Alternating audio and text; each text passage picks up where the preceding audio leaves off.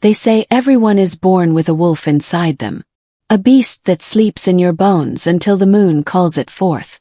They say the first shift tears through you like lightning, painful and glorious. The moment you become complete. I want to tell you about the night I died. Not literally, though they certainly tried. I'm talking about the night Lyra Thornwyck, the wolfless failure, the pack shame, the girl who couldn't shift, ceased to exist.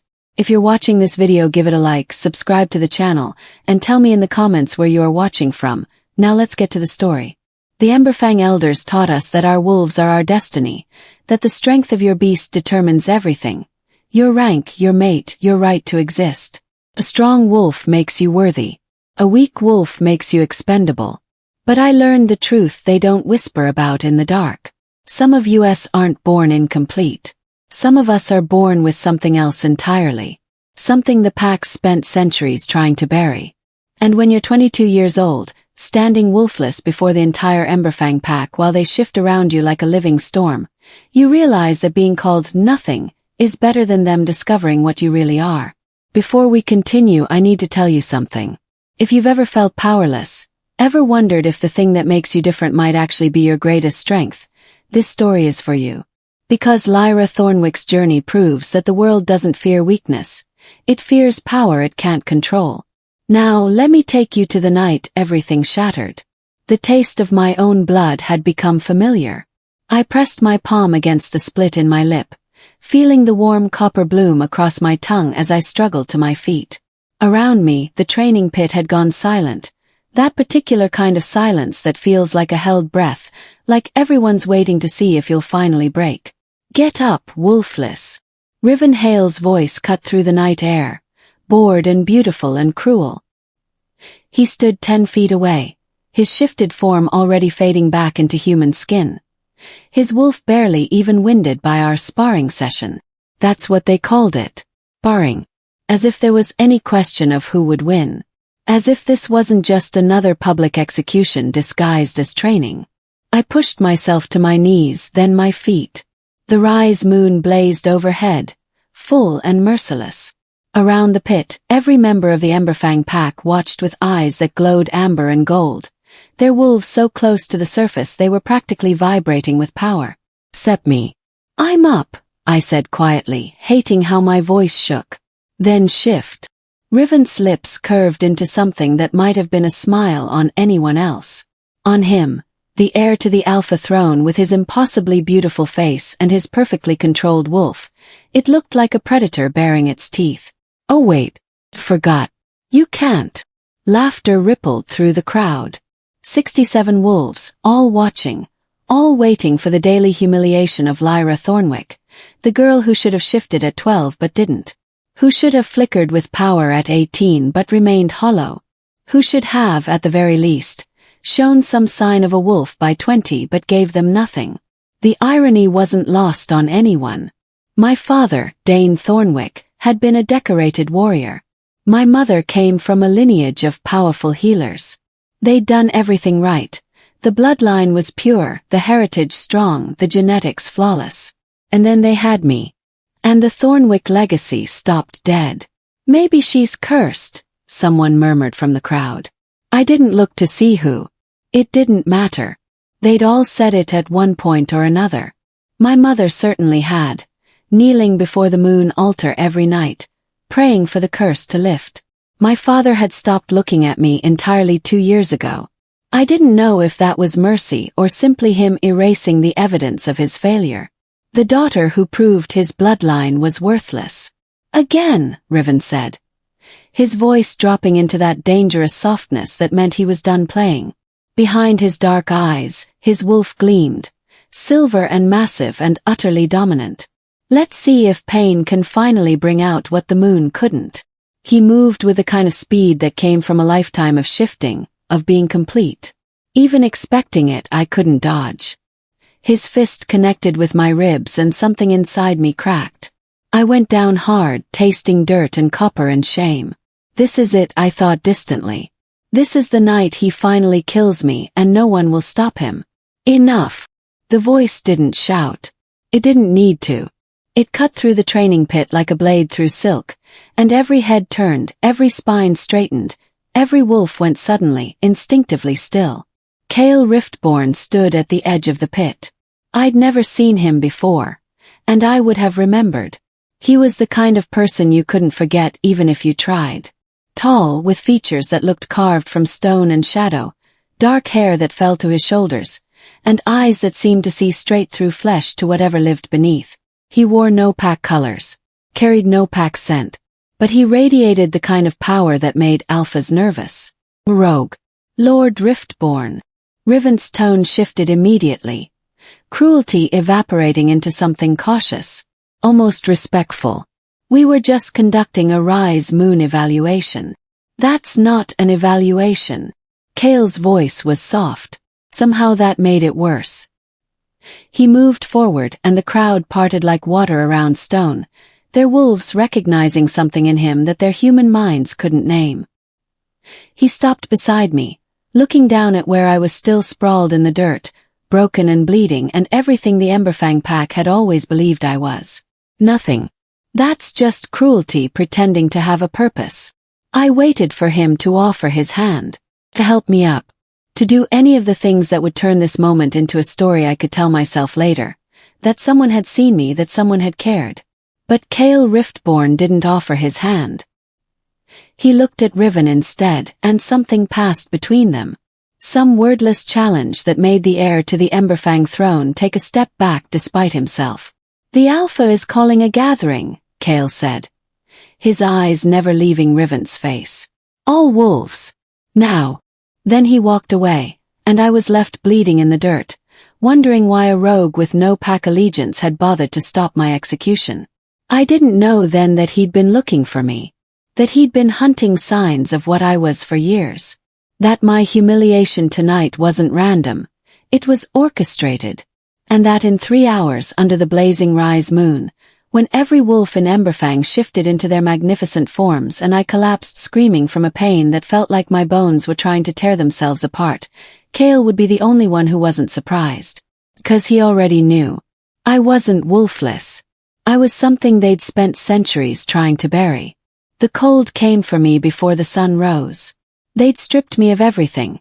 My pack markings, my family name, even the thin jacket I'd worn to the gathering. Exile wasn't meant to be survived. It was meant to be a slow death, a warning to anyone else who might dare to be different. I stumbled through the frozen wastes beyond Emberfang territory, my bare feet leaving bloody prints in the snow. The wind cut through my thin shirt like knives, and every breath felt like swallowing glass. Behind me, the lights of the pack compound grew smaller, dimmer, until they disappeared entirely into the pre-dawn darkness. Good, I thought distantly. Let them disappear. Let them forget I ever existed. The irony was that I'd spent my entire life trying to be invisible, trying to take up less space, trying to somehow become small enough that my wolflessness wouldn't matter. And now I was getting exactly what I'd wished for. Invisibility. Irrelevance. Erasure. I walked until my legs gave out. Then I crawled. Then I simply lay in the snow and watched my breath form clouds in the freezing air, each one smaller than the last. This is how it ends, I thought. Alone in the wastes, exactly like they wanted. But even as my body began to shut down, my mind wouldn't stop replaying the past. Flashback. 10 years ago. Lyra. Watch this. Riven had been 12 then, gangly and bright-eyed. Still a year away from his first shift. We'd been in the training yard. Not the pit where he'd beaten me tonight, but the small practice area behind the pack school where the younger wolves learned to fight. He'd executed a perfect spinning kick, landing with the kind of grace that already hinted at the warrior he'd become. That was amazing. I'd breathed, genuinely awed. "You try," he'd said, grinning. "Come on, Lyra. I'll teach you." And he had. 4 hours. Patient and kind, and nothing like the cruel stranger who demanded my exile. "We're going to be the best warriors in Emberfang history," Riven had declared as the sun set. "You and me. Partners. What if I don't shift?" I'd asked quietly. Even then I'd known something was wrong.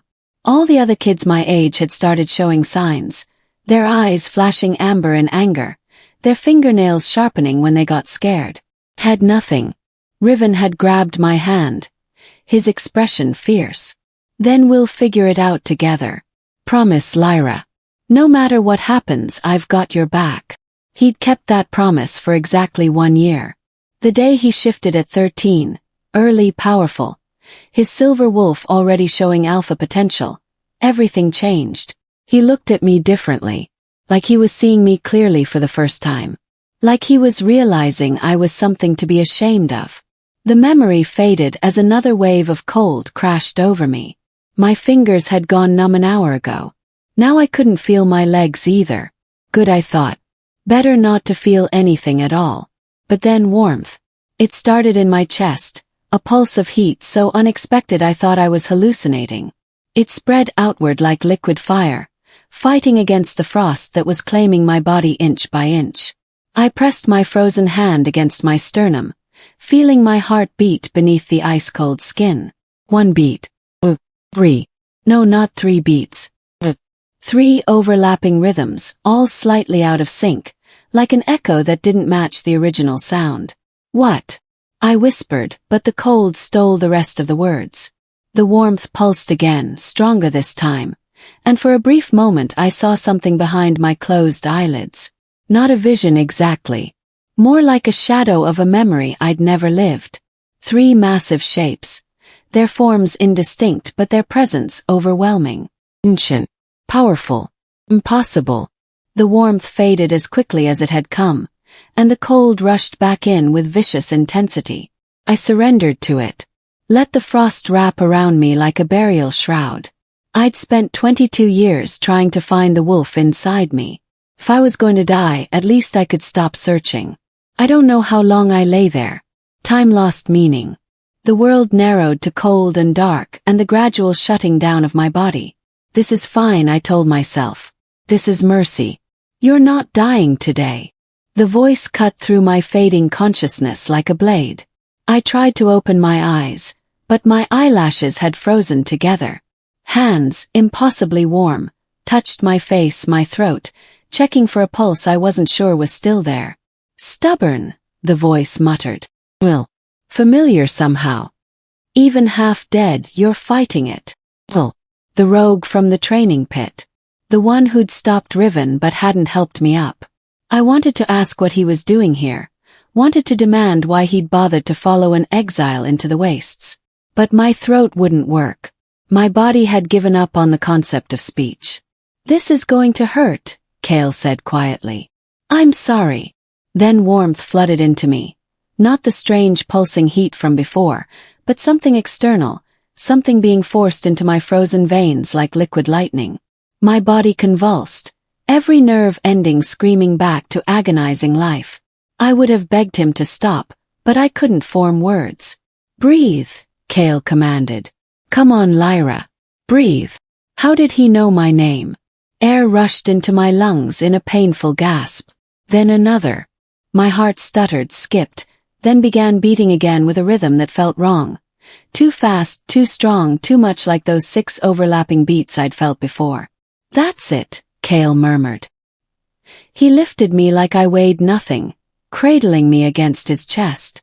Through my half-frozen consciousness, I registered details. The way he moved with inhuman grace, the complete absence of pack scent on his skin, the strange ancient power that seemed to radiate from him like heat from a forge. Why? I managed to whisper. Because you're valuable, Kale said simply. Then quieter, almost to himself. And because I've been searching for you for a very long time. I drifted in and out of consciousness as Kale carried me through the wastes. Every time I surfaced, I caught fragments. The crunch of his boots in snow, the steady rhythm of his breathing, the occasional muttered curse when the wind picked up. And once, just once, I heard him speak to someone I couldn't see. Yes, I found her. No, she doesn't know. The Emberfang pack is even more foolish than we thought. She nearly died, but the awakening has already begun. I felt it. Awakening. But before I could process the word, darkness claimed me again. When I finally woke fully, I wasn't in the wastes anymore. I was lying on a cot in a cave that had been turned into something like a room. Furs piled on the bed for warmth. A fire crackling in a stone hearth. The scent of herbs and smoke and something else. Something wild and untamed that made my skin prickle with awareness. "You're awake." I turned my head to find a woman watching me from the corner. She was maybe 30, with scars criss-crossing her arms and a wolf that gleamed behind her eyes, but wrong somehow. Fractured. Like looking at a reflection in broken glass. "Where am I?" My voice came out as a rasp. "The Hollow," she said. "Kale brought you here 3 days ago." 3 days. "What is this place?" The woman's smile was bitter. "It's where the failures go. The wolves the packs threw away." She gestured to herself. "I'm Mara." My wolf emerged twisted, 2 heads instead of 1. My pack called me cursed and cast me out. Horror and recognition warred in my chest. "I'm sorry." "Don't be." Mara stood, moving to check the fire. "We're all sorry here. Sorry we weren't what they wanted. Sorry we couldn't be normal. Sorry we survived when they expected us to die." She glanced back at me. "Kale says you're different though. Says you're not a failure at all." "I'm wolfless," I said flatly. "That's the definition of failure." "Is it?" Mara's eyes gleamed with something that might have been amusement. "Then why did your body temperature spike to 107 degrees while you were unconscious? Why did you mumble in a language none of us have heard before? Why does Kale watch you like you're the answer to a question he's been asking for centuries?" I had no response to that. Mara moved toward the door. "He'll want to know you're awake. Fair warning, he's intense. Doesn't say much, but when he does, it matters." He paused in the doorway. "Oh, and Lyra. Welcome to the Hollow. You're safe here. Whatever you are, whatever you're not, we don't judge. We've all been where you are." She left, and I was alone with my thoughts and the fire and the strange warmth that had started pulsing in my chest again. 3 overlapping heartbeats. 6 rhythms instead of 3. What's happening to me? Kale came an hour later. He moved into the room silently, carrying a bowl of something that smelled like broth. He set it on the small table beside my cot and then simply stood there, studying me with those ancient, unreadable eyes. "You should eat," he said finally. "Why did you save me?" "I told you. You're valuable." "I'm wolfless," I shot back. "I'm worth nothing." "You're wrong." The certainty in his voice made something twist in my chest. I'd spent my entire life being told I was worthless, broken, defective. And here was this stranger, this rogue with no pack allegiance, telling me the opposite with absolute conviction. "How would you know?" I whispered.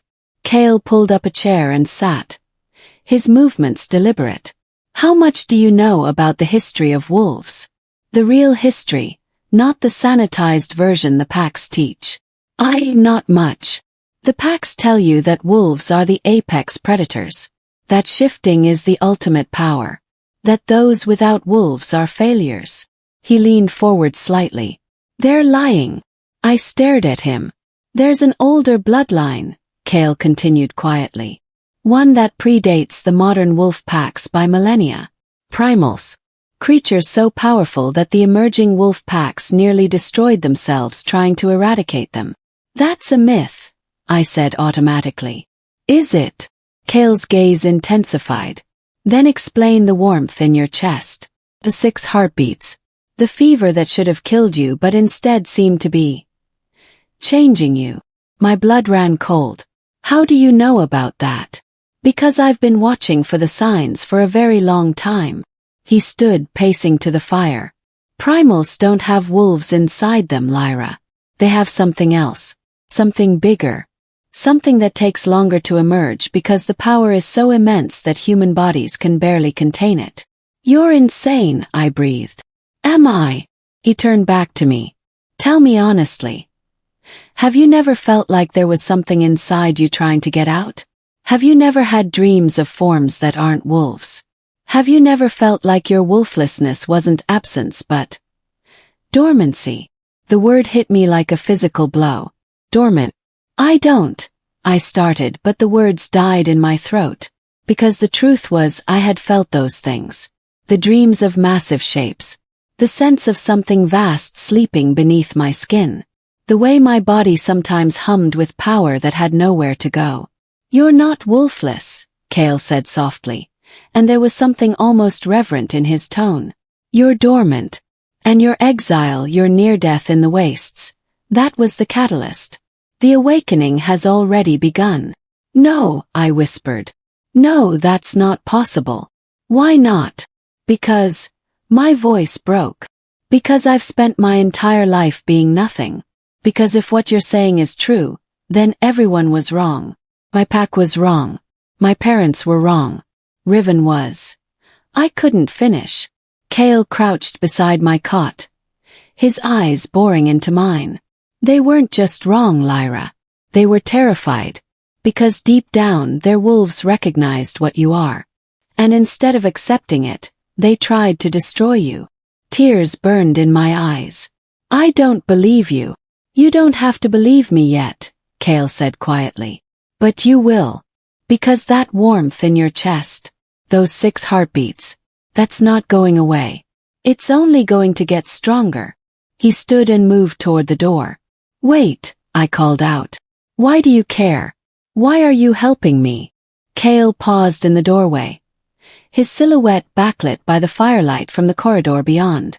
When he spoke, his voice was barely above a whisper. "Because I'm the last primal male. And you, Lyra Thornwyck, are the first primal female to awaken in 3 centuries. Whether you believe it or not, you're the return of something the world thought was extinct." Then he was gone, and I was alone with the fire and the pulsing warmth in my chest and a truth I wasn't ready to accept. But in the silence I felt it. Not my heartbeat. Their heartbeats. 3 ancient rhythms, overlapping and echoing and waiting. And for the first time in my life, the silence inside me didn't feel empty. It felt like something immense, just beginning to wake up. I didn't trust Kale's words. Not at first. But my body had started to betray me in ways I couldn't ignore. It had been 2 weeks since he'd carried me half dead from the wastes. 2 weeks of living among the rogues in the hollow, a network of caves and reinforced tunnels carved into the mountain range that bordered the northern territories. 2 weeks of being treated with more kindness by these so-called failures than I'd ever received from my own pack. Mara had become something like a friend. She taught me how to hunt without a wolf, how to track by scent alone, how to fight dirty when you didn't have claws or fangs to rely on. The other rogues, there were maybe 30 of them, kept their distance at first, but gradually began to accept my presence. They were all broken in different ways. Wolves with mutations. Shifters who'd been cast out for loving the wrong people. Warriors whose wolves had gone feral and been forcibly suppressed.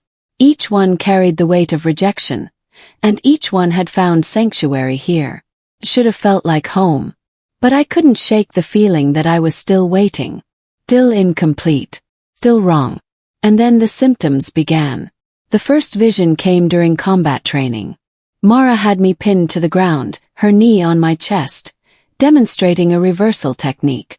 I was supposed to hook my leg around hers and twist. Simple leverage, nothing fancy. But when I moved, the world shifted. Suddenly I wasn't looking up at Mara. I was looking down at a landscape I'd never seen before. A forest burning, the trees massive beyond comprehension, their trunks wider than houses. And moving through the flames were creatures that made my breath catch. 3 of them. Not wolves. Something else entirely. They were the size of bears but built like big cats, their bodies rippling with muscle and covered in fur that seemed to shimmer between colors, silver to black to something that looked almost like starlight. Their eyes glowed with intelligence that felt ancient and vast, and when they opened their mouths, I saw teeth designed not just for killing but for ending. Primals.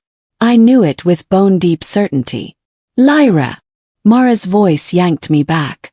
I was on the ground, convulsing, my nails digging into the stone floor hard enough to draw blood. Kale! Something's wrong. He was there in seconds, kneeling beside me, his hand on my forehead.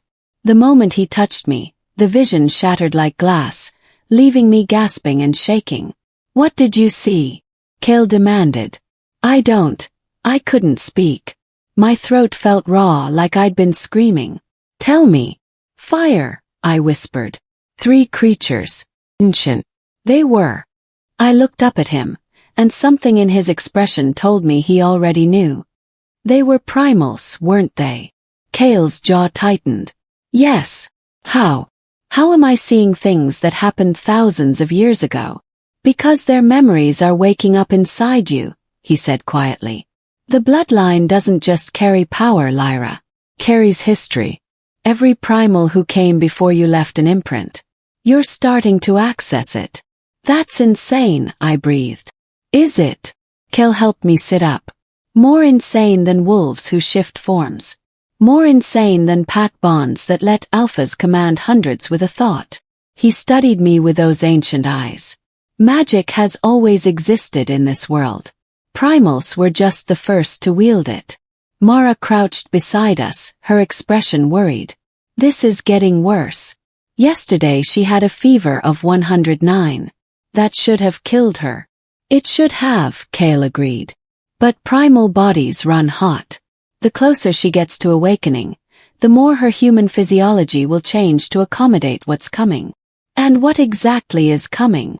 I asked, hating how my voice shook. Kale met my gaze steadily. Your true form. The thing your pack feared so much they tried to bury it. The heat came next. Not fever. Something else. Something that felt like my blood was turning to liquid fire in my veins. It happened at night when I was alone in my cave. I woke from a dreamless sleep to find my skin glowing. Actually glowing, with a soft silvery light that seemed to pulse in rhythm with my heartbeat. 6 beats. Always 6, never 3. I pressed my hands to my chest, feeling the heat radiate outward. Didn't hurt exactly, but it felt wrong. Like my body was trying to contain something too big for human flesh and bone. And then I heard them. Voices. Not external. Internal. 3 distinct voices overlapping and echoing through my mind, speaking in a language I'd never learned but somehow understood. Wake. Remember. Become. I stumbled out of bed, my legs shaking. In the polished metal mirror Mara had given me, I saw something that made my breath catch. My reflection was flickering. One moment I was myself, too thin Lyra with dark hair and silver eyes. The next, something else overlaid my image. Something larger. Something with fur and claws and teeth and power that made the air around me shimmer with heat. No, I whispered. No, this isn't real. But even as I said it, I felt the truth settling into my bones. Kale was right. There was something inside me trying to emerge. Something that had been sleeping for my entire life. Something that was finally waking up. Kale found me in the training cavern at dawn, exhausted and terrified and desperate for answers. He didn't speak at first. Just watched me with that intense, evaluating gaze that made me feel simultaneously seen and exposed. I can't keep pretending this isn't happening, I said finally. The visions. The heat. The voices. Last night I saw. I couldn't finish. You saw your true form, Kale said. It wasn't a question. He nodded. He moved closer, his movements predatory and controlled. I need to show you something. But it's going to hurt. Emotionally, not physically. Everything hurts lately, I said bitterly. What's one more thing? Kale's expression softened slightly. You deserve to know the truth. All of it. Including the part about how this was done to you. My blood ran cold. What do you mean, done to me? Instead of answering, Kale raised his hand. Power rippled around his fingers. Not wolf magic, something older. And before I could ask what he was doing, he pressed his palm to my forehead. The world exploded into memory. Not my memory. Memory magic. I was looking through someone else's eyes. Kale's eyes. Decades ago, maybe longer. He was in a dark room, hidden in shadow, watching a ritual take place. At the center of the room, a baby cried. Me. I couldn't have been more than a few days old. My father stood there. His face younger but already marked by the weight of duty. Beside him, 3 pack elders I recognized. One of them was Riven's grandfather, still alive back then. Are you certain this is necessary? My father asked, his voice tight. The signs are unmistakable, the eldest elder said. Your daughter carries the primal bloodline. If she awakens, she'll be a threat to the natural order, to pack stability. She's just a baby, my father protested weakly. Now, but in 20 years, she could destroy everything we've built. The elder's voice hardened. The ritual will suppress her true nature. She'll live as a normal wolf. Or, if the suppression is strong enough, she'll never shift at all. And if she never shifts, she'll be cast out, my father said quietly. Exiled. You're asking me to condemn my own daughter. Better exiled than allowed to become what she truly is. The elder stepped forward, ancient power crackling around his hands. The primals nearly destroyed the wolf packs when they emerged. We can't allow another one to rise. My father stood frozen, torn between duty and love. And then, in a voice barely above a whisper, he said, "Do it." The ritual began. Dark magic, blood magic, the kind the packs claimed they'd abandoned centuries ago. I watched through Kale's eyes as they bound my infant body with symbols and chants, forcing my primal nature into a deep, unnatural sleep. My crying stopped. The silvery glow that had been flickering beneath my skin went dark. And Kale, watching from the shadows, made a silent vow. To find me again. To help me awaken. To undo what they'd done. No matter how long it took. The memory shattered, and I was back in the present, gasping and shaking. Kale steadied me, his hands on my shoulders.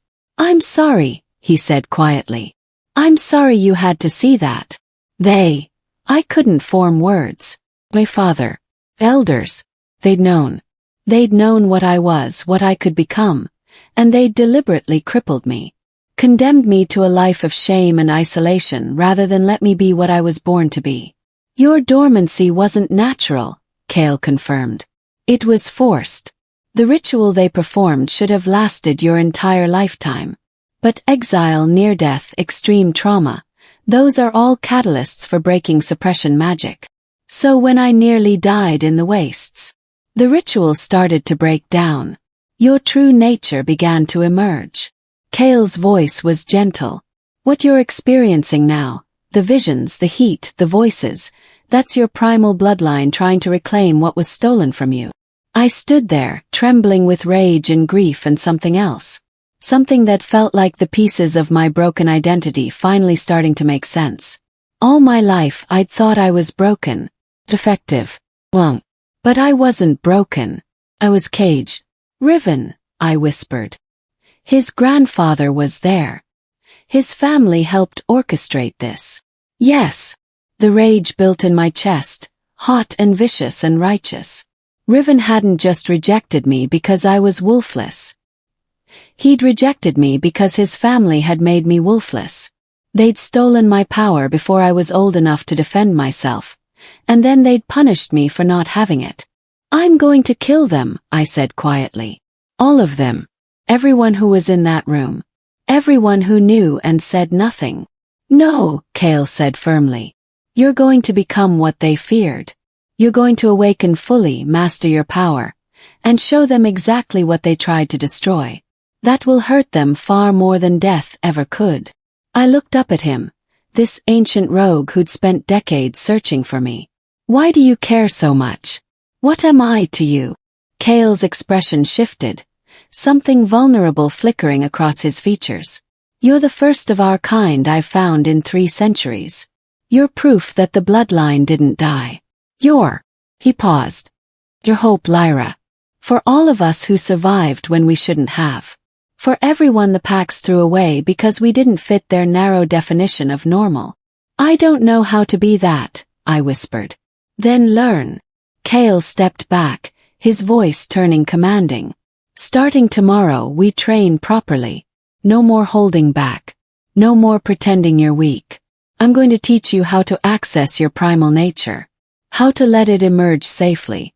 How to become what you were always meant to be. And if I can't, you can. His certainty was absolute. I've spent 300 years waiting for you, Lyra. I know what you're capable of, even if you don't yet. I wanted to argue. Wanted to say he was wrong, that I was still just broken Lyra, still the wolfless failure my pack had exiled. But the heat in my chest pulsed 3 times, and I heard those ancient voices whisper again. Wake. Remember. Become. Okay, I said finally. Teach me. Show me what I really am. Kale smiled, the first genuine smile I'd seen from him. Tomorrow we begin. Tonight rest. You're going to need your strength. He turned to leave, but paused at the entrance to the training cavern. Lyra. One more thing. The awakening process, it's not just physical. When you finally shift, when your true form emerges, you'll remember everything. Every primal who came before you. Every memory, every skill, every piece of knowledge the bloodline carries. Is that supposed to be comforting? It's supposed to be a warning. The memories can be overwhelming. Some primals lost themselves in the past and never came back. His expression grew serious. You need to hold on to who you are. Lyra Thornwyck, daughter of Emberfang, survivor of exile. Don't let the bloodline consume your identity. I won't, I promised.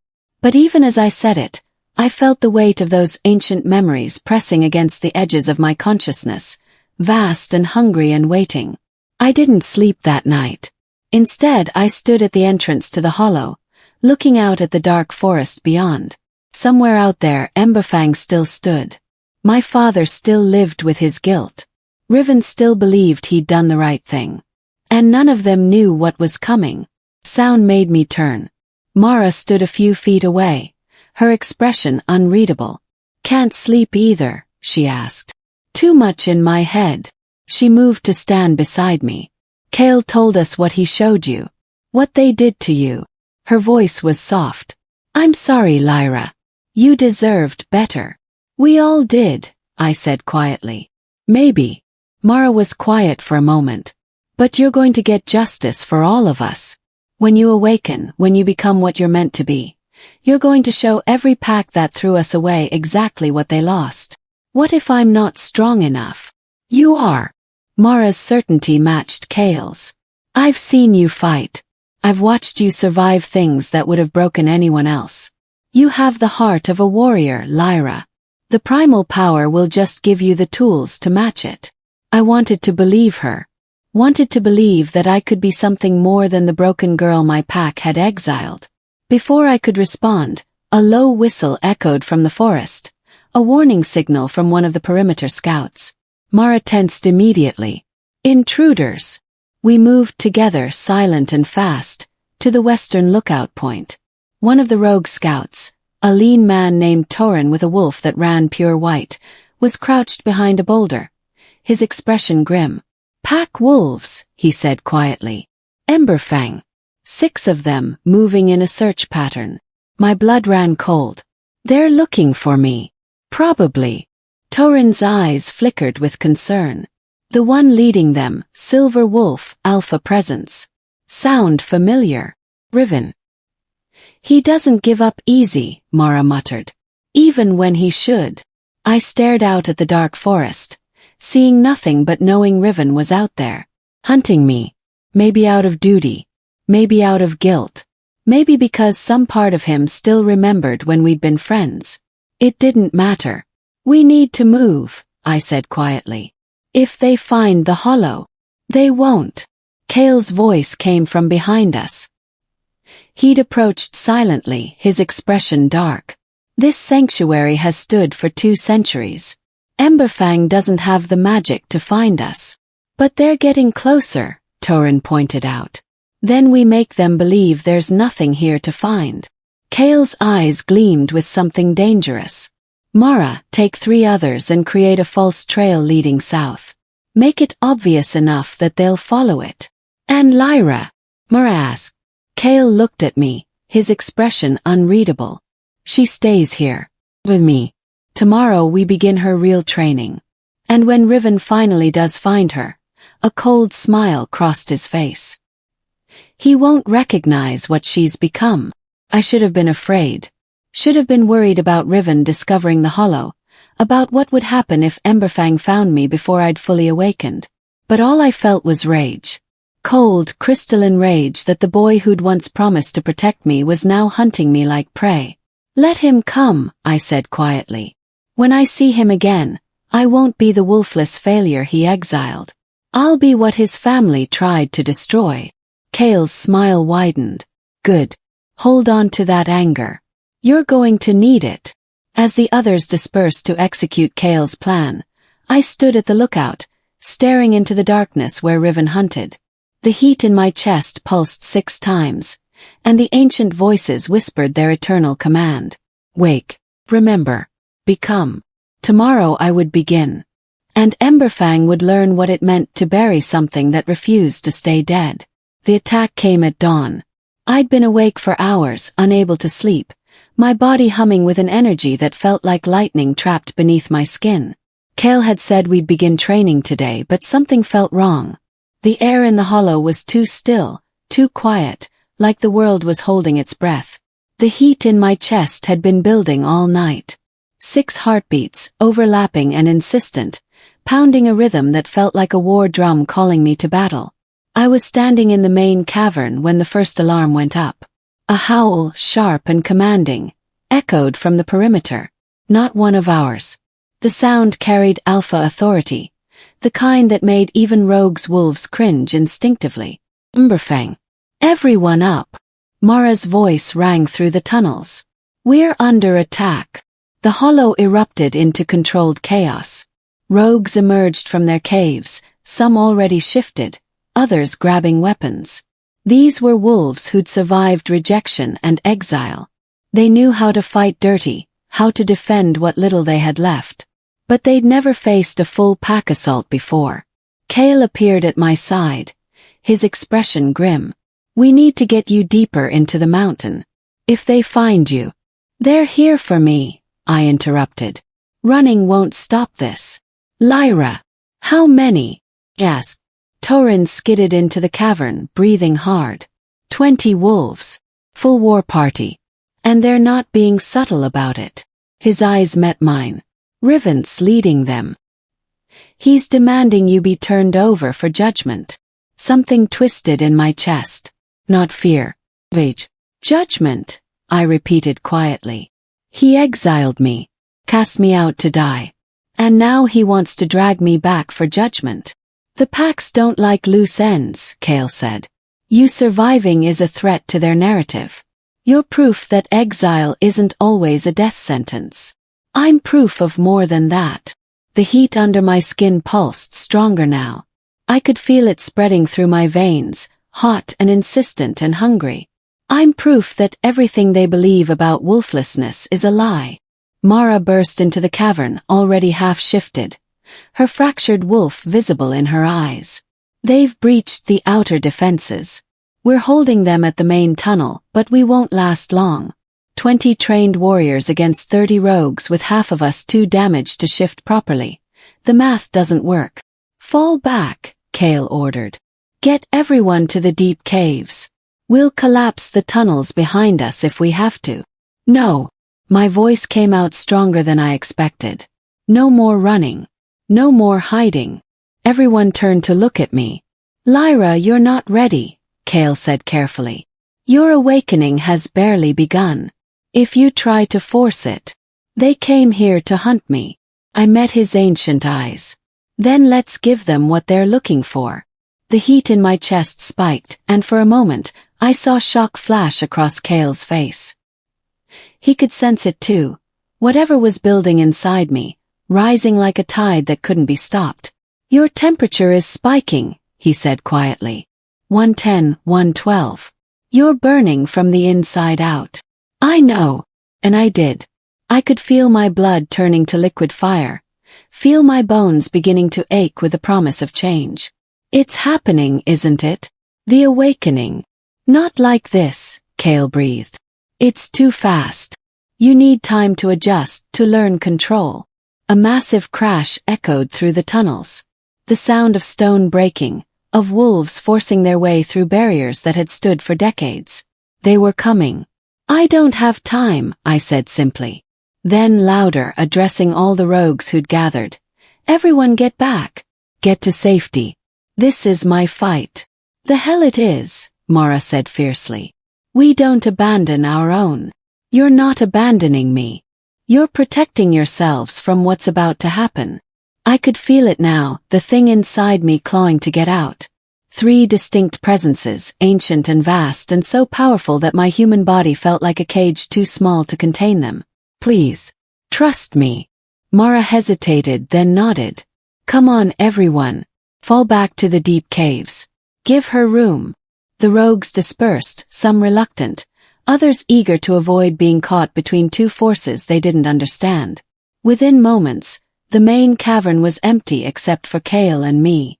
I'm not leaving you, he said firmly. I know. I looked at him, this ancient primal who'd waited 3 centuries for someone like me to emerge. But you need to promise me something. If I lose control, if the awakening overwhelms me and I become a threat to the people here. You won't. Promise me, I insisted. Promise that you'll stop me. Whatever it takes. Kale's jaw tightened. You're asking me to kill the first primal female to awaken in 300 years. I'm asking you to protect innocent people from a monster. My voice cracked. I've spent my whole life being called a failure. I won't spend what's left of it being called a murderer. Before Kale could respond, they arrived. 20 wolves poured into the main cavern, their eyes glowing with power and purpose. They moved in formation, trained, coordinated, lethal. At their center was a wolf I would have recognized anywhere. Silver fur. Alpha-bearing. Eyes that held both authority and something that might have been pain. Riven. He shifted as he entered, his transformation smooth and practiced. Within seconds, he stood human again, bare-chested and powerful, surrounded by his pack warriors who remained in wolf form. Lyra Thornwyck, he said, his voice echoing through the cavern. By order of the Emberfang Pack Council, you are to return to stand trial for conspiracy with rogues and crimes against pack law. Conspiracy, I repeated flatly. You mean surviving? You were exiled, Riven said. That means death or permanent banishment. Living among rogues, building alliances, that's a violation of exile terms. There were no terms, I shot back. You stripped me, threw me into the wastes, and expected me to die. I'm sorry I disappointed you by breathing. Something flickered across Riven's face. Guilt maybe. But it was gone in an instant, replaced by cold authority. This sanctuary is illegal. These rogues are harboring a criminal. Stand down and come with us, or we will take you by force. She's not going anywhere. Kale stepped forward, and every wolf in the room tensed. His power rolled off him like a physical force, ancient, vast, older than any alpha authority. You have no jurisdiction here, Emberfang. Leave while you still can. Riven's eyes narrowed. You're the rogue from the gathering. The one who interfered. I'm much more than that. Kale's smile was cold. But you're not smart enough to recognize what stands before you. Kale, I said quietly. Let me handle this. He glanced at me, and I saw worry in his ancient eyes. But he stepped back, giving me space. I moved forward, and the heat in my chest surged. 115 degrees. 118. My skin felt like it was glowing from within. You want me, Riven? Called out. Here I am. No pack. No protection. Just me. The wolfless failure you exiled. Riven's expression hardened. Don't make this harder than it has to be. Harder. I laughed and it came out wrong. Layered. Like 3 voices speaking in unison. You have no idea what hard means. You've spent your whole life being perfect. Alpha bloodline. Early shifter. A golden boy. Everything came easy to you. That's not. I spent my whole life being broken. The words exploded out of me. 22 years of shame. Of being told I was worthless. Of wondering what was wrong with me that I couldn't shift like everyone else. Do you have any idea what that feels like? Riven's jaw tightened. I tried to help you. I gave you chances. You gave me pity. My voice echoed through the cavern. And then, the moment it became inconvenient to care about me, you threw me away. You stood in that pit and demanded my exile without even defending me. You let them strip me and cast me out to die, and you didn't say a single word to stop it. Because there was nothing I could say. Riven's composure cracked. You're wolfless, Lyra. In our world, that's a death sentence. Finished. Yes. No. You made that very clear. The heat surged again. 120 degrees. 125. My bones were starting to ache. But here's what you didn't know. What none of you knew. I'm not wolfless. Riven's expression shifted to confusion. What are you talking about? I'm dormant. Each word felt like pulling broken glass from my throat. Your grandfather and the pack elders, they performed a ritual when I was born. They suppressed my true nature because they knew what I could become. They made me wolfless, Riven. Your family crippled me before I could even speak. Shock rippled through the assembled wolves. Some shifted nervously. Others looked to Riven for guidance. That's impossible, Riven said, but his voice wavered. Is it? I could feel my body beginning to change. My bones shifting, lengthening. My vision tripling. Seeing the world through 3 different perspectives simultaneously. Ask your father. Ask the elders who are still alive. They'll remember. They'll remember the ritual. They'll remember the baby who glowed with silver light. They'll remember sealing away something they didn't understand because it scared them. 130 degrees. The heat was unbearable now. My skin felt like it was cracking, like something massive was trying to break free from a container too small to hold it. Lyra, Kale said quietly. It's happening. Don't fight it. Let it come. What's happening? Riven demanded. What is this? I looked at him. This boy I'd once loved, this man who'd destroyed me. You wanted to know why I didn't shift, Riven? You're about to find out. The pain hit like a tsunami. Every bone in my body began to break and reshape simultaneously. My vision exploded into 3 distinct viewpoints, each one showing me the world from a different angle. My heart, those 6 overlapping beats, pounded so hard I thought my chest would split open. And then I heard them. Voices. Not whispering anymore. Roaring. 3 ancient consciousnesses, each one vast and powerful and hungry for freedom after being imprisoned for 22 years. Wake. Remember. Become. My back arched as power exploded through me. Heat radiated from my body in waves, so intense that the wolves nearest me yelped and scrambled backward. The stone beneath my feet began to crack, hairline fractures spreading outward like a spiderweb. Everyone get back! Kale shouted, his voice cutting through the chaos. She's transforming. But I barely heard him. I was drowning in sensation, in memory, in power that felt older than mountains.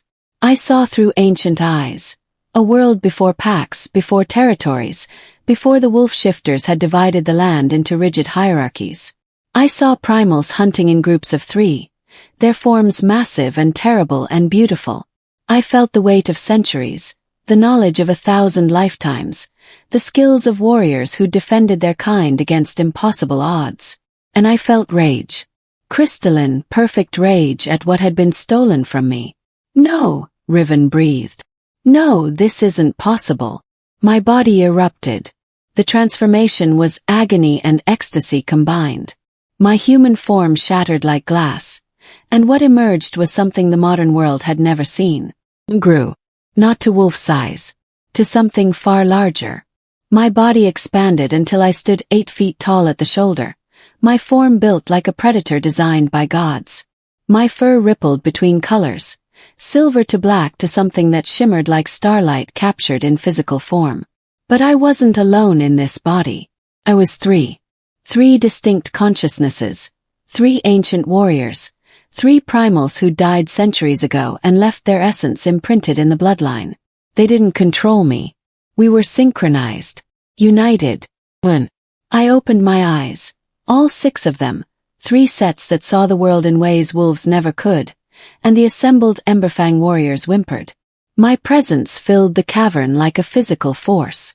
Power radiated from me in waves that made the stone itself vibrate. When I breathed, frost formed in the air despite the heat rolling off my body. I was apex. I was ancient. I was primal. And I was furious. The ground beneath my paws cracked and buckled. Riven stumbled backward, his face pale with shock and something that looked like terror. "Lyra," he whispered. I looked at him through 3 sets of eyes, and when I spoke, my voice came out layered. 3 ancient tones harmonizing into something that made every wolf in the cavern drop to their bellies instinctively. "I am not Lyra. I am not wolf. I am what your ancestors feared." The words echoed through the cavern, through the tunnels, through the very bones of the mountain. Wolves howled in terror and submission. Even Riven, with all his alpha authority, couldn't resist the primal urge to bow. Only Kale remained standing. He moved forward slowly, his expression a mixture of awe and concern. When he spoke, his voice was gentle. "Lyra, I know you're in there. I know the bloodline memories are overwhelming. But you need to hold on to yourself. Remember who you are. Remember why you're here." I turned my triple gaze on him, and for a moment, the ancient warriors inside me wanted to see him as a threat, as competition, as something to be dominated. But then I saw the worry in his eyes, a hope, the desperate need for me to be more than just a weapon, more than just the sum of my ancestors' rage. "Kale," I said, and my voice was slightly less layered. "Mormi. I remember. I remember all of it. Every primal who came before me. Every battle. Every loss. Every moment they were hunted and destroyed by the wolves who feared them." "I know," Kale said quietly. "But you're not them. You're Lyra Thornwyck. You survived exile. You chose compassion over cruelty. You're not here for revenge. You're here to reclaim what was stolen." His words cut through the rage, anchoring me. I felt the ancient warriors inside me settle slightly, their fury banking but not disappearing. I turned back to Riven, who was still on the ground, his entire body trembling. "You came here to judge me," I said. "To drag me back for crimes I didn't commit. But I am beyond your judgment now. I am beyond your authority. I am what your family tried to destroy, and I will not bow to you ever again." "Lyra, please," Riven said, and there were actually tears in his eyes. "I didn't know. I swear I didn't know what they'd done to you." "Ignorance is not innocence," I growled. "You benefited from my suffering.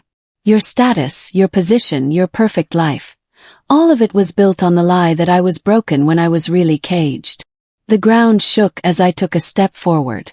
Every wolf in the cavern pressed themselves flatter against the stone. "Leave," I commanded. "Return to Emberfang. Tell your elders that the primal bloodline has returned. Tell them that the ritual failed. Tell them that what they feared has awakened, and it will not be buried again." "The council won't accept this," Riven said, his voice shaking. "They'll see you as a threat to every pack in existence." "Good," I snarled. "Let them fear. Let them remember what it feels like to be the prey instead of the predator. Let them understand that power stolen always finds its way home." I took another step forward, and Riven scrambled backward. "If you come for me again," I said quietly, "if you or any Emberfang wolf crosses into rogue territory hunting me, I will not show mercy. I will not hold back. I will be the monster your ancestors whispered about in their nightmares. Do you understand?" Riven nodded frantically. "Then run." The command hit like a physical force. Every Emberfang wolf in the cavern bolted, their forms blurring as they fled through the tunnels. Riven was the last to leave, casting one final look back at me, at the creature I'd become, before shifting and running with his pack. Within seconds, the cavern was empty except for Kale and me. The silence was deafening. I stood there, my massive form still radiating power, my 3 sets of eyes still seeing the world in overlapping perspectives. The ancient warriors inside me were satisfied. The threat was gone. We had reclaimed our dignity. But I felt Lyra, the human part of me, the girl who'd been exiled and broken and betrayed, starting to fracture under the weight of what I'd become. Kale, I said, and my voice was human again. Shared. I can't. It's too much. They're too strong. I'm losing myself. He moved closer, his hand reaching out to touch my massive shoulder. You're not losing yourself. You're expanding, making room for both parts, human and primal. But you need to shift back now. You need to practice control before the power consumes you. I don't know how, I admitted. I don't know how to be small again. Yes, you do. Kale's voice was firm. The same way you transformed. You let go. You stop fighting. You trust that your body knows what to do. I closed all 6 eyes and tried to breathe. Tried to find the thread of humanity buried under layers of ancient power and ancestral memory. Took forever. Or maybe only seconds. Time felt strange when you existed in 3 consciousnesses simultaneously. But gradually I felt myself shrinking. My bones reshaping. My vision collapsing back into 2 eyes instead of 6. The ancient warriors retreating but not disappearing. Just stepping back, giving me room to be Lyra again. When I opened my eyes I was human. Naked and exhausted and shaking, but human. Kale caught me as my legs gave out, wrapping his coat around me. You did it, he said quietly. You awakened fully. You're the first primal apex to emerge in 3 centuries. I'm a monster, I whispered. No. Kale's voice was fierce. You're a survivor. You're powerful. You're everything they tried to prevent. And you're magnificent. I looked up at him, this ancient warrior who'd waited so long for someone like me. What happens now? His expression grew serious. Now we prepare. Because you just revealed yourself to Emberfang. Word will spread. Every pack in the territories will hear that a primal has awakened. And they'll come for you, Lyra. All of them. Just like they came for our ancestors 3,000 years ago. Let them come, I said, exhausted but defiant.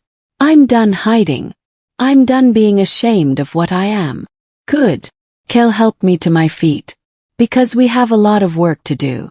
You can transform now, but you can't control it yet. The ancient warriors inside you are powerful, but they're not you.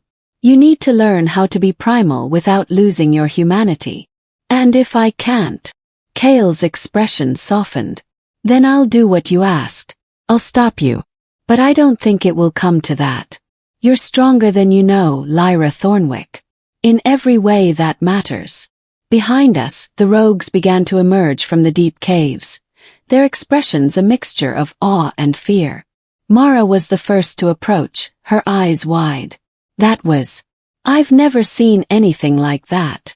Neither has anyone else, Kale said. Not in living memory. The packs will retaliate, Torin said quietly. This is a threat to their entire social structure. If others like Lyra exist, if primals can awaken, then everything changes, Kale finished. Yes, that's exactly what this means. I stood there, wrapped in Kale's coat, still feeling the echo of 3 ancient heartbeats in my chest. Still seeing shadows of triple vision at the edges of my sight. I'd wanted answers. I'd wanted to understand what I was. Now I knew. And the knowledge was both liberation and burden. I was primal. I was apex. I was the return of something the world thought was extinct. And I had just declared war on every pack that had ever cast out someone like me. What's our next move? I asked quietly. Kale looked at me. His ancient eyes gleaming with something that might have been pride. We train. We prepare. And we wait to see which pack is brave enough or foolish enough to come for you first. The heat in my chest pulsed 3 times in agreement. And somewhere in the distance, I could have sworn I heard wolves howling in fear. The hunt had just begun. But this time I wasn't the prey. The attack came 3 days after my first transformation. I should have known they wouldn't wait. Should have anticipated that revealing myself to Emberfang would trigger an immediate response. But I'd been too focused on learning control, on trying to master the 3 ancient warriors that now lived inside my consciousness. Kale had been training me relentlessly, teaching me how to shift without losing myself, How to access the primal power without letting it consume me. How to exist as both Lyra and something far older simultaneously. I was making progress. Slow, frustrating progress, but progress nonetheless. And then they came for me. It happened during a training session in the forest outside the hollow. I'd been working on partial transformations, letting just my claws emerge, or my eyes shift to triple vision, or my strength amplify without triggering a full change. Kale watched from a safe distance, calling out corrections and encouragement in equal measure. Focus on the boundary between human and primal, he instructed. You're not trying to become one or the other. You're trying to exist as both. I closed my eyes, reaching inward to where the three ancient consciousnesses waited. They were always there now, a constant presence at the edge of my awareness. The silver warrior, wise and patient. The shadow guardian, protective and fierce. The molten destroyer, all rage and power and fire. Work with me, I thought to them. Not against me. We're stronger together. I felt them respond. Not with words, but with a sense of agreement. My hands began to shift, claws emerging from beneath my fingernails, my skin rippling with silvery fur that gleamed in the afternoon light. Good, Kale said. Now hold it there. Don't let it spread further. You control the transformation, not the other way around. I gritted my teeth, fighting to maintain the partial shift. It was like trying to hold back a river with my bare hands. The power wanted to flow, wanted to transform me completely, wanted to become massive and terrible and free. But I held it. For 30 seconds. Full minute. Excellent, Kale breathed. You're learning faster than I. He never finished the sentence. The dart hit me in the neck, and the world immediately began to blur. I stumbled, my partial transformation collapsing as whatever drug they'd used flooded my system. Kale! I tried to shout, but my voice came out slurred. He was already moving, his own power flaring as he shifted into his primal form. Larger than mine, ancient and terrible. His fur the color of midnight shot through with silver veins. But they'd come prepared. Wolves poured out of the forest. Not 20, not 30, but what looked like hundreds. Multiple packs, their scents mixing and overlapping. I saw the crimson markings of blood moon. The white pelts of frostfang. The earth-toned fur of stoneclaw. The 7 great packs had united. And they'd brought an army. Kale roared, a sound that shook the trees and sent birds scattering in terror. He took down the first wave of attackers with brutal efficiency. His claws tearing through wolves like they were made of paper. But there were too many. They swarmed him, dozens of bodies pinning him down. I saw restraints. Massive chains etched with symbols that glowed with suppression magic, being wrapped around his limbs. I tried to shift, tried to call on the primal power, tried to become the apex predator that had sent Emberfang running in terror. But the drug in my system was specifically designed for this. I could feel it blocking my connection to the ancient warriors, severing the threads that linked my consciousness to theirs. No, I whispered, dropping to my knees. No, please. The last thing I saw before darkness claimed me was Riven's face. His expression a mixture of triumph and something that might have been regret. Then nothing. I woke to the sound of voices arguing. My head throbbed, and my mouth tasted like copper and ash. Every muscle in my body ached, and when I tried to move I discovered why. Massive, heavy chains wrapped around my wrists, my ankles, my neck. Each one was etched with the same glowing symbols I'd seen on Kale's restraints. Suppression magic, designed to block shifter abilities. I was kneeling in the center of what looked like an arena. Stone walls rose around me, and above I could see the night sky through an open roof. Torches burned in sconces, casting flickering shadows across carved seats arranged in a semicircle. Seats that were currently occupied by 7 figures. Alphas. I recognized some of them from stories. Others I'd never seen before. But all of them radiated power and authority, their presence so overwhelming that even suppressed and chained, I could feel the weight of their combined dominance pressing down on me. She's awake, one of them said. Female voice, cold and precise. Alpha Seraphina of Frostfang, if I remembered correctly. We can begin. Begin what? Croaked. My trial. My execution. Both if necessary, said another alpha. Male with a voice like gravel. Thorn of Blood Moon. You're an aberration, girl. A threat to the natural order. I tried to laugh, but it came out as a cough. The natural order. You mean the hierarchy you've built on lies and suppression magic. Careful, warned a third voice. Younger but no less dangerous. You're in no position to make accusations. I looked up and found Riven's father staring down at me. Alpha Aldrich of Emberfang, silver-haired and stern, with eyes that held no warmth. And beside him, standing rather than sitting, was Riven himself. Our eyes met, and I saw shame flash across his face before he looked away. The gathering of 7 alphas has been called to address an unprecedented threat, Aldrich announced formally. A primal has awakened, the first in 3 centuries. We must decide how to respond. Kill her, Thorn said immediately. We all know the stories. Primals nearly destroyed the wolf packs before we learned to suppress them. We can't allow another one to reach full power. Agreed, Seraphina said. Every moment she lives is a risk to pack stability. But she could also be an asset, suggested a 4th alpha. Morrigan of Shadowvale, her dark eyes gleaming with calculation. Primals were apex predators. Imagine having that power under our control. You can't control a primal, said the 5th alpha, an elderly man with scars crossing his face. Marcus of Iron Peak. They're too powerful, too volatile. The only safe primal is a dead one. I listened to them debate my fate like I was a problem to be solved rather than a person. Like my entire existence was something that needed to be managed or eliminated. The heat in my chest began to build. What about you? I called out to the 6th alpha, who hadn't spoken yet. A woman with copper hair and calculating eyes. Alpha Ridian of Earthborn. Don't you have an opinion on whether I should live or die? She regarded me coolly. I think you're dangerous.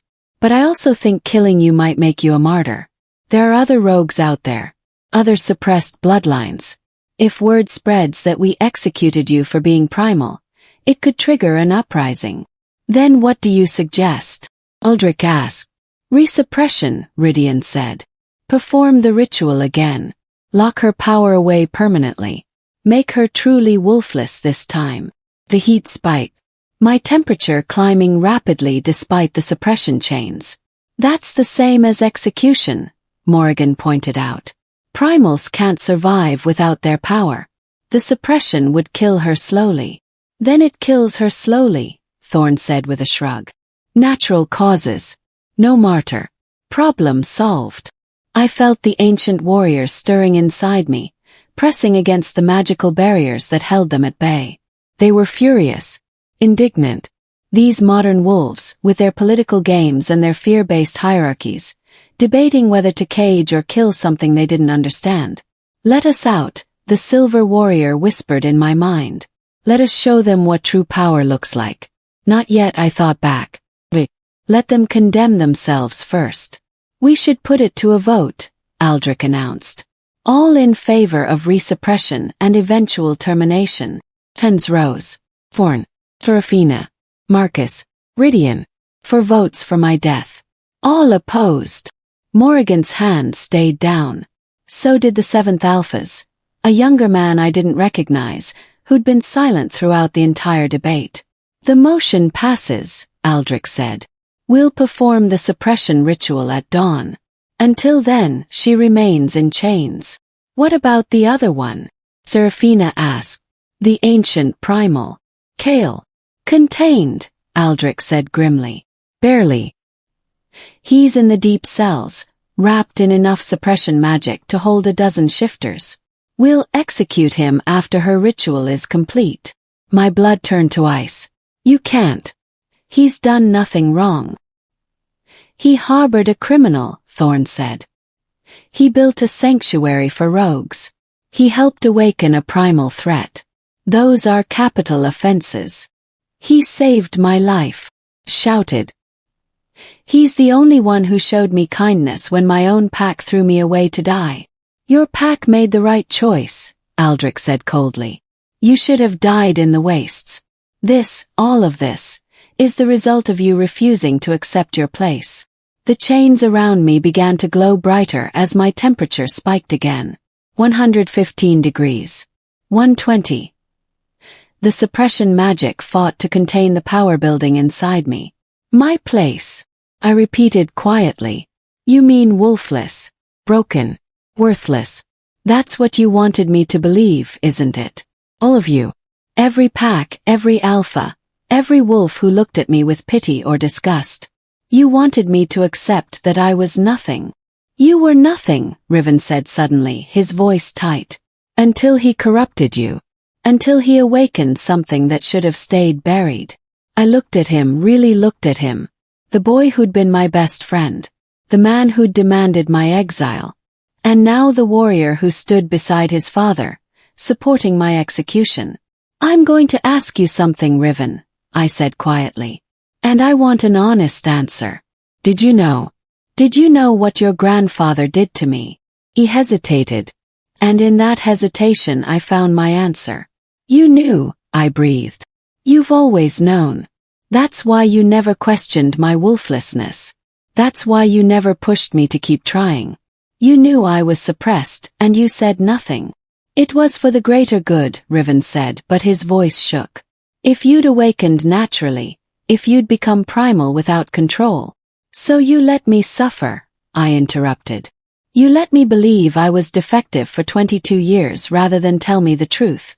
You watched me break myself trying to be something I could never be, and you knew why. Tears burned in my eyes, but I refused to let them fall. I loved you, I whispered. I trusted you. And you let them destroy me. Enough, Aldrich commanded. This changes nothing. The vote has been cast. At dawn you'll be resuppressed, and this threat will be eliminated. 130 degrees. The chains were burning now, the metal turning red-hot where it touched my skin. You're wrong, I said quietly. About what? Serafina asked. About everything. I closed my eyes, reaching inward to where the three ancient warriors waited. You think chains can hold me. You think your suppression magic is strong enough. You think I'm a threat that can be managed or eliminated. The heat exploded outward. But I'm not a threat, I said, and my voice began to layer. I'm the threat. I'm what your ancestors ran from. I'm what they tried to destroy and failed. I'm the return of everything you fear. The chains began to crack. She's transforming, Marcus shouted. Strengthen the suppression. Don't let her. Too late. The transformation was different this time. Instead of becoming one massive form, I split.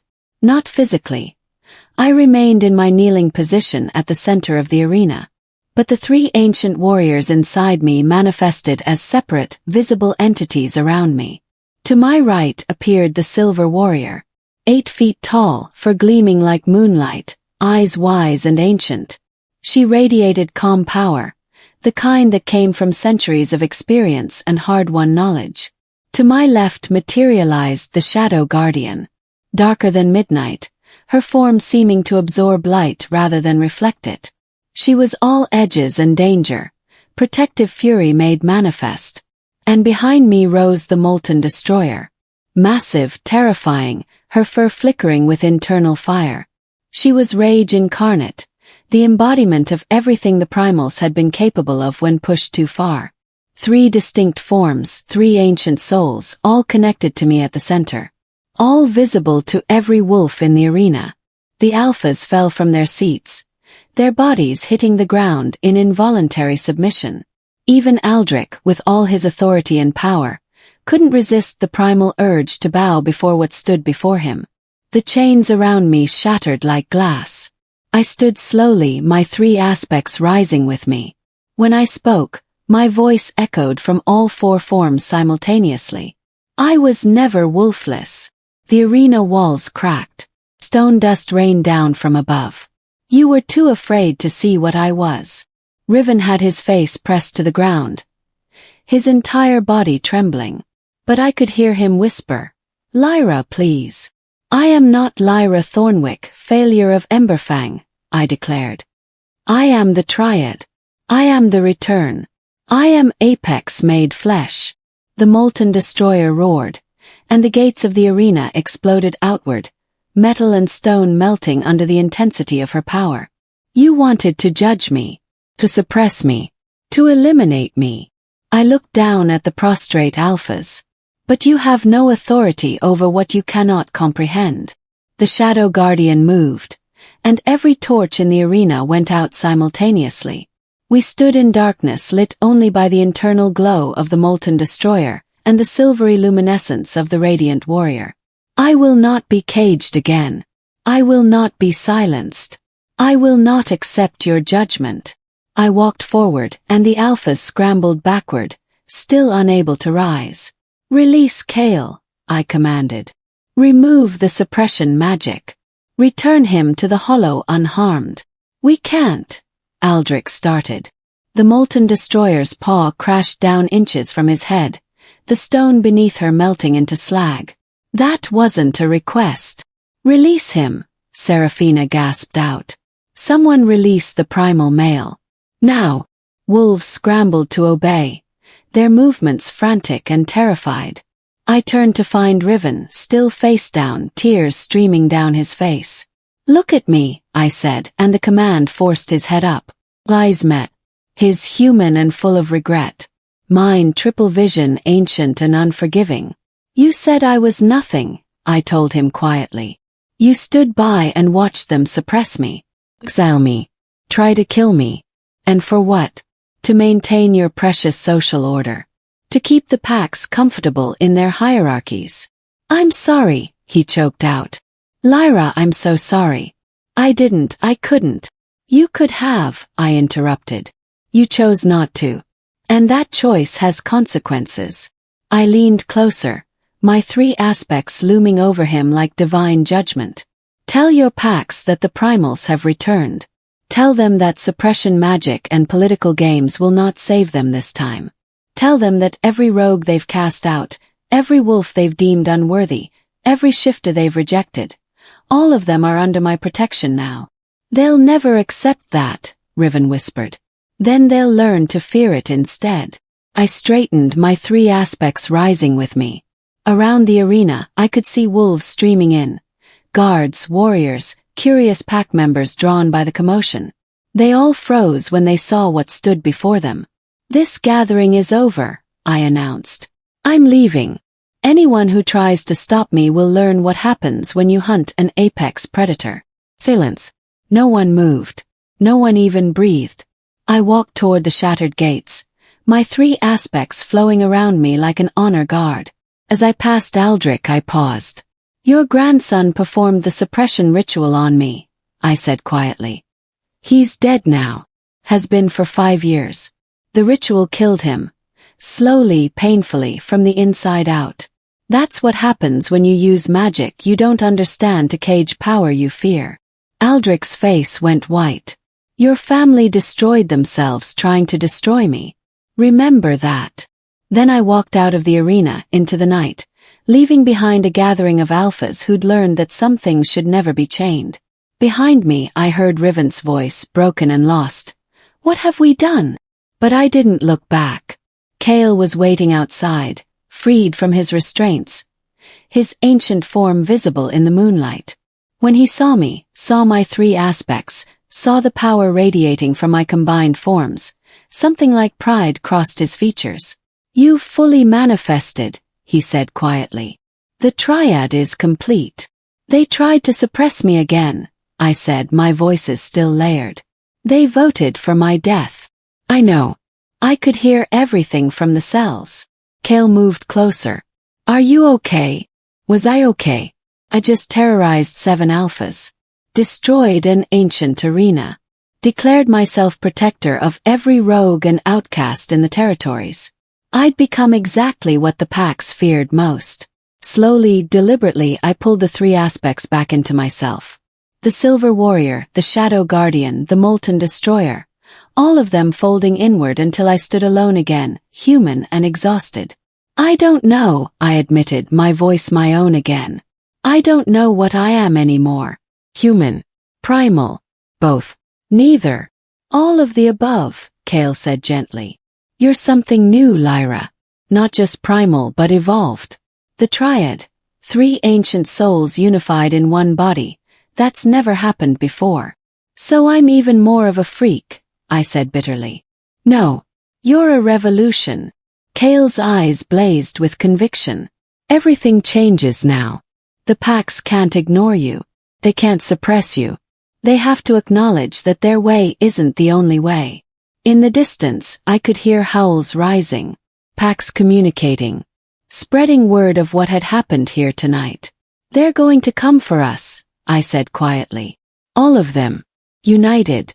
Probably, Kale agreed. Which means we need to move fast. Gather the rogues. Find others like you who've been suppressed. Build something that can stand against the packs when they inevitably attack. I looked up at the night sky, at the stars that had watched civilizations rise and fall.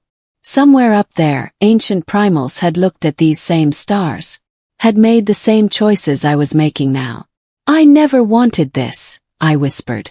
I just wanted to belong. You do belong, Kale said. You belong with the rogues, with the outcast, with everyone who's ever been told they're not enough. He paused. And you belong with me. If you'll have me as your ally. I met his ancient eyes. What happens if I can't control this? What happens if the triad overwhelms me and I become a monster? Then I'll do what I promised. I'll stop you. Kale's expression was solemn. But I don't think that will happen. You've already proven you can maintain your humanity even at full power. You spared the alphas when you could have killed them. That takes strength that most primals never had. Or maybe I'm just too weak to do what needs to be done. No, Kale said firmly. Mercy isn't weakness. It's the hardest form of strength there is. Behind us I heard movement. Rogues emerging from hiding. Wolves who'd followed us here, who'd witnessed what happened in the arena. Mara was the first to reach us, her expression awed. That was incredible. You faced down 7 alphas and walked away. We need to leave, I said, before they regroup and come for us with actual armies. Already ahead of you, Torrin said, jogging up. I've got our people packed and ready to move. We can be gone in 20 minutes. Where do we go? Another rogue asked. Everyone looked at me, waiting for direction, waiting for leadership, waiting for me to be what I'd never asked to become. Leader. Symbol. Revolution. I took a deep breath, feeling the 3 ancient warriors settle into comfortable positions in my consciousness. Still there. Still powerful. But content to let me lead for now. We go north, I said finally. To the unclaimed territories. We build a sanctuary that's more than just caves and hiding. We create something that can stand against the packs. I looked at each rogue in turn.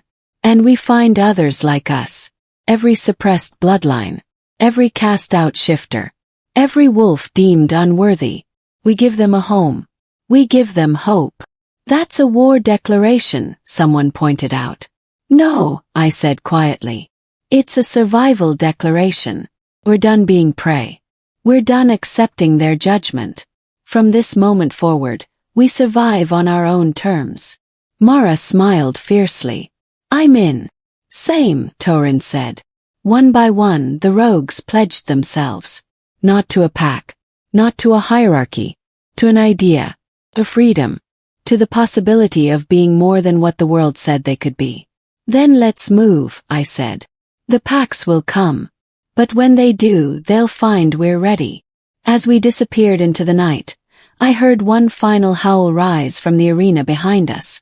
Riven's voice, full of grief and loss and something that might have been goodbye. I didn't howl back. That part of my life was over. The triad had risen. The revolution had begun. And nothing would ever be the same again. They came at dawn. 7 packs. Hundreds of wolves.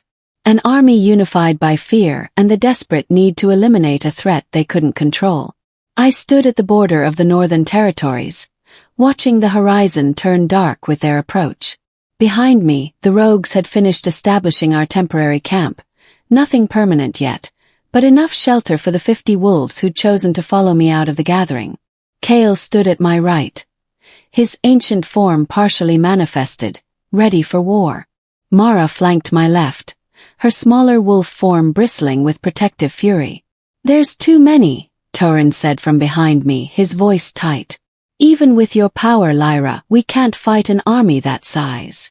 "We're not going to fight," I said quietly. "Then what are we doing?" Mara demanded. "Surrendering. Because I didn't leave my old pack just to bow to new masters. No." I turned to face the assembled rogues. 50 wolves, all watching me with varying degrees of hope and terror. We're going to show them that dominance isn't about numbers or violence or political alliances. It's about being what they can never become. "And what's that?" Kale asked, though something in his expression suggested he already knew. "Apex." The army stopped 100 yards from our position. 7 alphas stood at the front, their elite warriors arrayed behind them in perfect military formation. They'd brought weapons, silver-edged blades, suppression chains, containers that likely held sedatives or poisons. They'd come prepared for war. Aldrich stepped forward, his voice carrying across the distance. "Lyra Thornwyck, you and your followers are commanded to submit to pack authority. Surrender now, and we may show mercy." "Mercy," called back. "Like the mercy you showed when you exiled me to die. Like the mercy you showed when you suppressed my bloodline and made me believe I was worthless." "You are a threat to pack stability," Seraphina added, her Frostfang warriors bristling behind her. "Every moment you exist undermines thousands of years of carefully maintained order." "Your order is built on lies and suppression magic," I shot back. "It deserves to be undermined."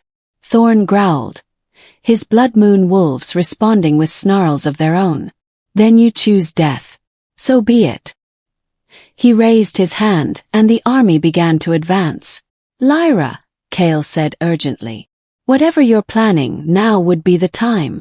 I closed my eyes, reaching inward to where the 3 ancient warriors waited. They'd been restless since we left the arena, eager to prove themselves again. Eager to remind the modern packs what true power looked like. "Are you ready?" asked them. The Silver Warrior's consciousness brushed against mine. "We have waited centuries for this moment. For a vessel strong enough to carry us all. For a heart courageous enough to challenge the established order. We are ready," the Shadow Guardian confirmed. "The question is, are you?" The Molten Destroyer's presence flared with eager violence. "Let us show them what happens when you cage the sun and think it won't burn its way free." I opened my eyes and smiled. "I'm ready." The transformation this time was controlled, deliberate. I didn't split into 3 separate forms or explode into a massive beast. Instead, I let the ancient power flow through me, manifesting as an aura rather than a physical change. My eyes shifted first, triple vision overlaying my sight, letting me see thermal signatures, energy patterns, and the emotional states of every wolf facing me. My temperature spiked, the air around me beginning to shimmer with heat. My presence expanded, primal dominance radiating outward like a physical force. I took a single step forward. The first rank of warriors stumbled backward. Another step. The wolves began to whine, their instincts screaming at them to submit. Bow. To acknowledge the apex predator that stood before them. "Hold your positions," Thorn commanded. "She's only one wolf. We are hundreds." But numbers meant nothing in the face of what I'd become. I raised my hand, and the Silver Warrior's consciousness flowed through me. My voice, when I spoke, echoed with ancient authority. "You came here to eliminate a threat. To restore your precious order. To make the world safe for your hierarchies and your fears."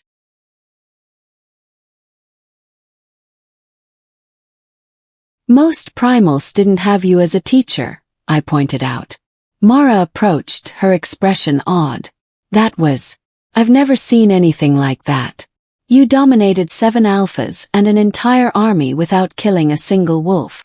Killing is easy, I said tiredly. Building something better is hard. Torin jogged up, slightly out of breath. The new arrivals are settling in. Some are injured. Most are just scared. They're asking what happens now. What happens now? Good question. I looked around at the assembled wolves, rogues and new refugees alike, all watching me with varying degrees of hope and uncertainty. 100 souls who'd chosen to follow me into unknown territory, trusting that I could deliver on my promise of freedom. Now, I said, projecting my voice so everyone could hear, we build. We establish proper shelter. We hunt. We patrol the borders and make sure we're secure. We create the kind of community where being different is valued, not punished. And when the packs come back, someone called out. If they come back with violence, we defend ourselves, I said firmly. But we don't seek conflict. We're not trying to destroy the pack system. We're just offering an alternative for those who don't fit it. What do we call ourselves? Mara asked. We're not really rogues anymore. But we're not a pack either. Thought about that. About what we were becoming. Not a pack with a rigid hierarchy. Not a loose collection of rogues with no unity. Something new. Something that honored individual strength while building collective protection. We're the Primal's haven, I said finally. And any wolf who needs sanctuary will find it here. Kel smiled. That's a good name. A good start. Speaking of starting, I said, turning to him. I need you to teach me. Properly. Everything you know about primal power, about the 3 forms, about controlling this without losing myself. You already control it better than most primals ever did, Kale pointed out. I got lucky. Next time I might not be. I met his ancient eyes. I need to be more than just powerful. I need to be wise. Controlled. A leader these wolves can actually trust. Then I'll teach you, Kale agreed. But you should know, you're already more than I expected. Most primals never would have spared their enemies like you did today. Riven wasn't my enemy, I said quietly. He was just afraid. Like everyone else. Fear makes people cruel. And what about you? Kel asked gently. After everything they've done to you, aren't you afraid? I considered that. Considered the 22 years of believing I was worthless. Exile. The suppression magic that had locked away my true nature. The betrayal by the person I'd loved most. I'm terrified, I admitted. But not of them. I'm afraid of becoming the monster they expected. Of letting power corrupt me the way it corrupted the alphas. Of building something free and watching it slowly become just another hierarchy. That's why you'll succeed, Kale said. Because you're aware of the danger. Because you question yourself. Real monsters never do. Over the next week, we transformed the temporary camp into the beginnings of a real settlement. Hunters brought in game. Scouts mapped the surrounding territory. Those with building skills constructed shelters that could withstand the harsh northern climate. And every night more wolves arrived. Word had spread about what happened at the battlefield. About the Primal who'd dominated 7 alphas without killing anyone. About the sanctuary being built for outcasts and the different. They came in 1s and 2s at first. Then in small groups. Some were rogues who'd been surviving alone for years. Others were pack wolves who'd been on the verge of exile for not fitting in. A few were even suppressed bloodlines. Wolves who'd had their abilities locked away like I had. Who'd lived their whole lives thinking they were defective. I worked with each of them personally. Teaching the suppressed ones how to reach their locked power. Training the rogues how to function as part of a community again. Helping the former pack wolves adjust to life without rigid hierarchy. It was exhausting. Overwhelming. Some days I wanted to run back into the wilderness and return to being just Lyra, lone survivor, with no responsibilities beyond finding her next meal. But then I'd see a formerly suppressed wolf shift for the first time in their life, tears streaming down their face as they finally accessed their true nature. Or watch a rogue who'd been alone for a decade laugh around a campfire with new friends. Or witness a wolf who'd been deemed Omega in their old pack teach a valuable skill to grateful students. And I'd remember why this mattered.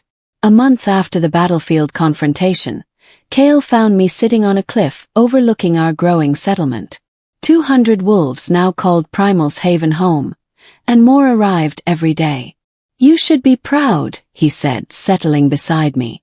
"You've created something remarkable." "I've created a target," I countered. "The packs are going to see this as a threat eventually.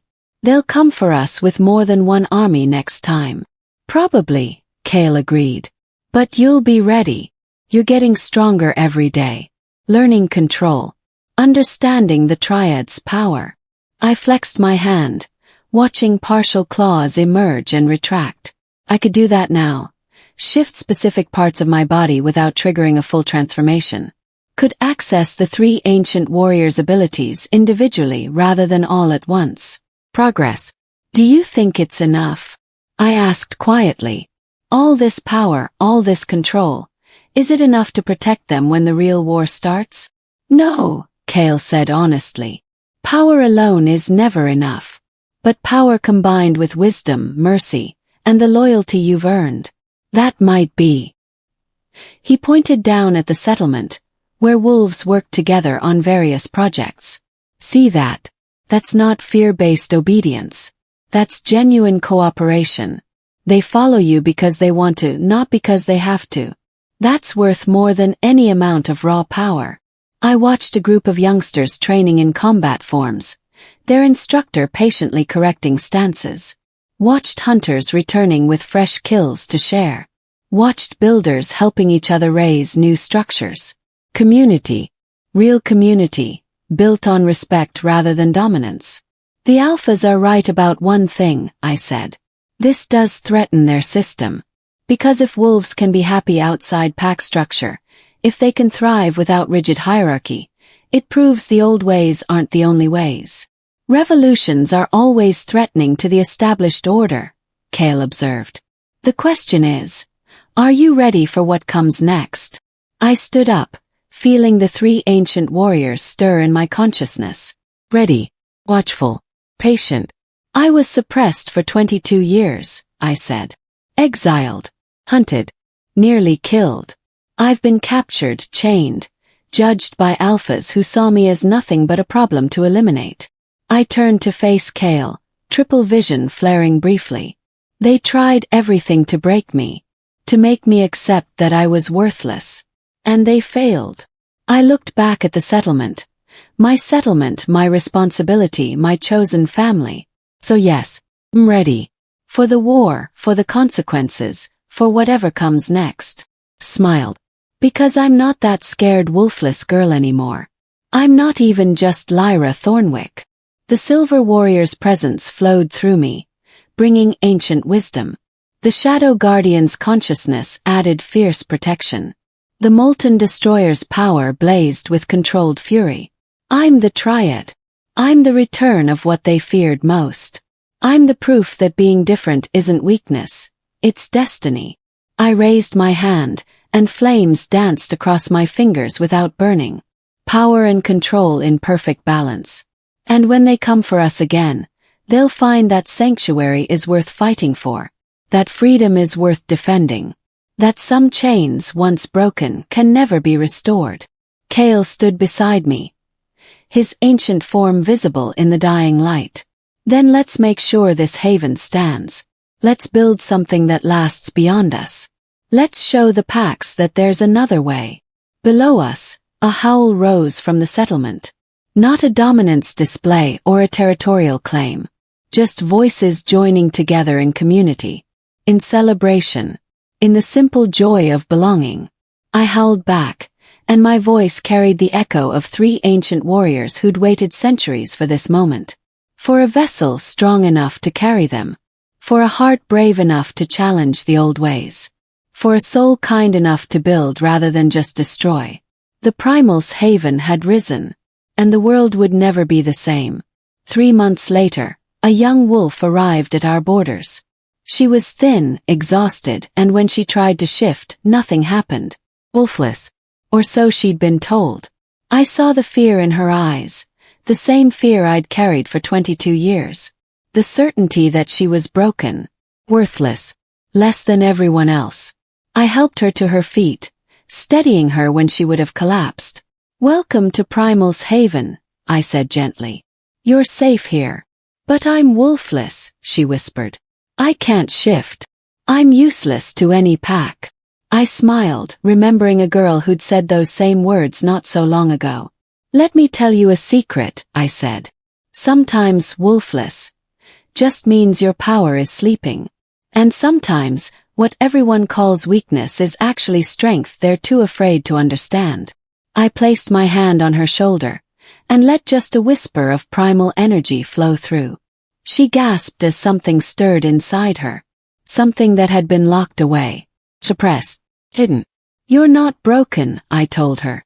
"You're not useless. You're exactly what you're supposed to be." Her eyes filled with tears.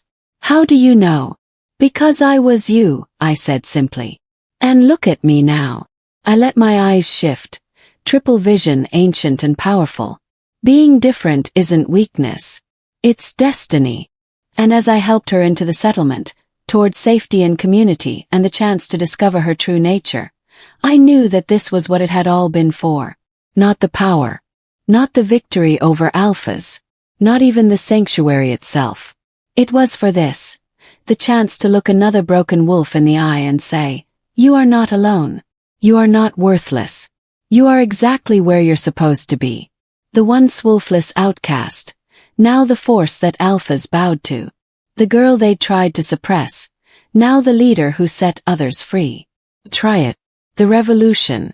The proof that chains, no matter how strong, could always be broken by those brave enough to try. This was my purpose. This was my destiny. And I would defend it with every ounce of power the three ancient warriors had given me. The Primal's haven stood strong. And it would never fall.